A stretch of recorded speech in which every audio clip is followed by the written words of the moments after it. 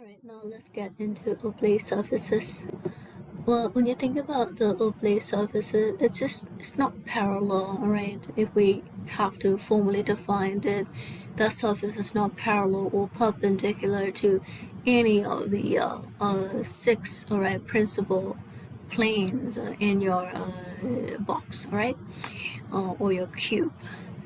So for regular surfaces, they're perpendicular, right, or parallel. But for oblique surfaces, they're not perpendicular and they're not parallel to what? To the planes, right? Any of the six planes, okay? So pay attention to that. Okay, so this is our front view, right? So the front view projection, we call it the normal view of everything except, all right, except the oblique plane. So all these things, same thing, regular stuff, and it's normal view for the front view. But for this little, see this little light blue color surface, all right, that surface is not normal, yeah? So we are going to project as our 2Ds right here, 2D image of that object, all right? And your little blue color is representing your oblique surface. So since they're not perpendicular or parallel, even on the projection, you have a kind of like a foreshortened, all right, foreshortened it, meaning like that surface is not properly displayed on the projection.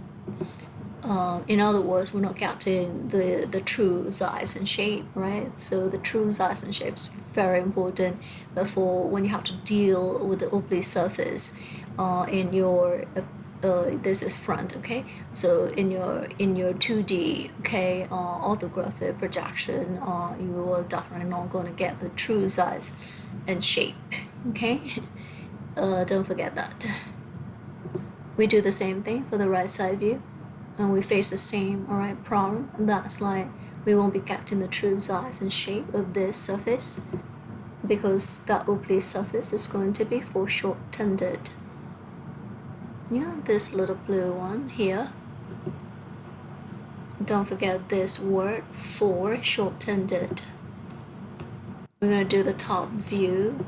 We have the same issue here, and this little part has no true size and shape, and it is foreshortened, okay? So we will discuss about that in chapter 2, how we're going to handle these oblique surfaces, all right? Because we have to deal with this true size and shape issues. So how do we solve the issue? We develop new methods, and we're going to use that methods, right? Different methods to draw or construct the auxiliary view, right? To display true size and shape of these oblique surfaces. And here you can see all of the oblique surfaces, right, in the orthographic projection. All right, that's it for this part.